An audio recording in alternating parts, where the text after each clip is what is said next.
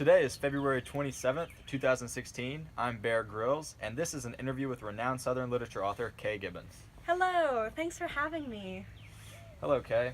Today we will primarily be discussing how your traumatic past and your history of mental illness has contributed to the creation of your novels.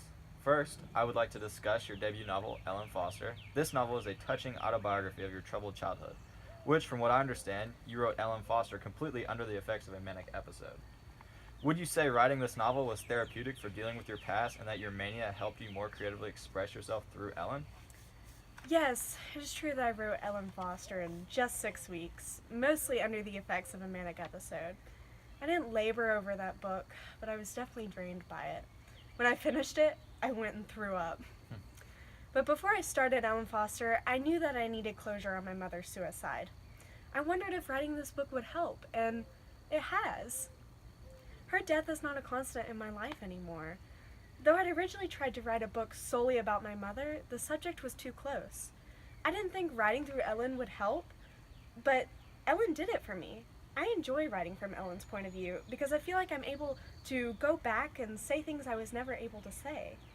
I get to live twice in some ways or correct mistakes, and she can do things I was too timid to do.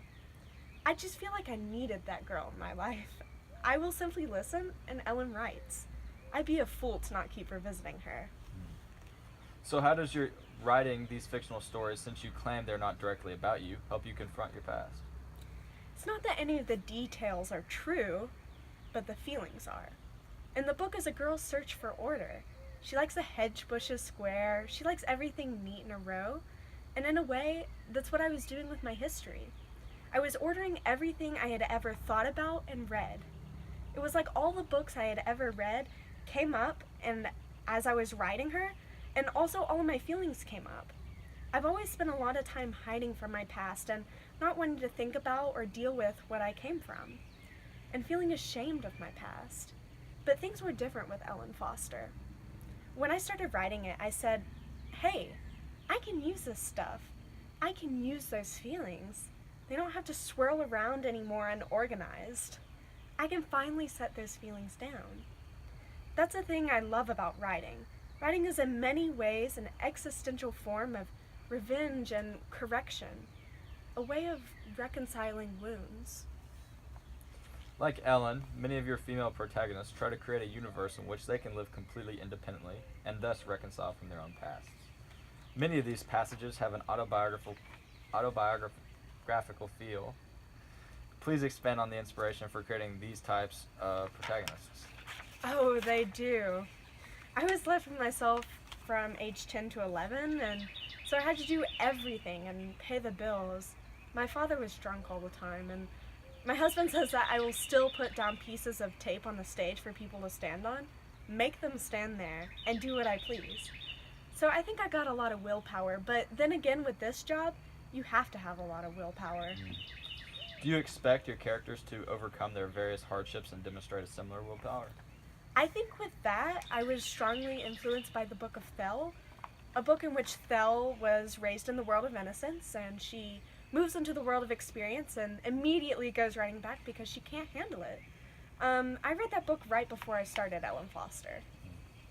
Though many of your novels entertain dark subject matter such as abuse, neglect, death, so on and so forth, many of your novels are somewhat humorous. Does your humor come from your own personality? Yes, it does. I think so. My father was a tragic man, but he was notorious for his sense of humor, so we grew up laughing at things all the time. He was a tragic folk hero, talented in so many ways, yeah. He was really talented, but he was just ruined by alcohol. Is entertainment sufficient for your novels, or do you desire to communicate a bigger image? I want more than anything to communicate that message of self-reliance and to dispel the myth of fainting Southern women. They live in all these houses still, and they do manage to play tennis, but they still can't find jobs. It really amazes me. You often suggest that psychotherapy is unhelpful and unsuccessful in your fiction. Is this your honest opinion? Right. Well, I don't think it helps with adults because it just replaces anxieties with mantras, but I do find it helps children. I read child psychology a lot because I grew up in such a screwed up environment that I didn't know how to raise children. I never had role models in my life, so I have to read to learn how to do it. And I think that you can see that self-sufficiency in Ellen Foster. Ellen had a sense of how to treat herself and how to doctor herself, and she didn't need anybody to tell her how to do it. In your novels, there seems to be a strong emphasis on family, the strength of family, the importance of having a healthy support system within a family, and the importance of having a sense of belonging. Talk about your philosophy behind the importance of family and why such a prevalent idea in your novels. It is important. It is important in my house that we feel like we're all a part of a family. It's important that everyone gets along. The most serious criticism a child can hear in a household is, you're not acting as a part of this family. We know who we are. We know what defines us. When somebody breaks out and runs over to the side, they had to redeem themselves before they can come back into the group. How would you describe the family atmosphere and charms for the easy life? Well, they created family and charms for the easy life out of barrel ends. And at the end of the novel, Margaret Birch must find a new family after the death of her grandmother. So I had to quickly create a family for her out of Tom's relatives, her boyfriend. You said that you wrote Charms for the Easy Life very much in love. Does this explain why parts of the novel are sweet and sugary when it comes to the women finding new relationships? Well, the mother is this unsatisfied creature walking around looking for the right man. And when she does find a man, his ex-wife comes into town and must be dealt with and run off. A lot of that book is transmuted reality of what actually happened in my own life, and I transmuted it and took it back 50 years, and still, this book is my favorite besides Ellen Foster. The grandmother in Charms for the Easy Life is the perfect example of a strong and independent woman. She was wise, saved many people, even with the little education and equipment she had. Though she seemed so capable, she failed to see her own demise. Right. She doesn't diagnose her own death, which she should have seen coming. She was having symptoms of a heart attack, and she dismissed it as indigestion. Of all the things she should have seen her own demise, I agree. You'd be surprised at how many women do tell me, my grandmother was just like that. Man, strong women did rule. Yeah. Let's talk about Sights Unseen, your 5th published novel. Do you feel that Maggie Barnes is another expression of who you are? And why did you choose Hattie, her daughter, to narrate the story of her mother's illness?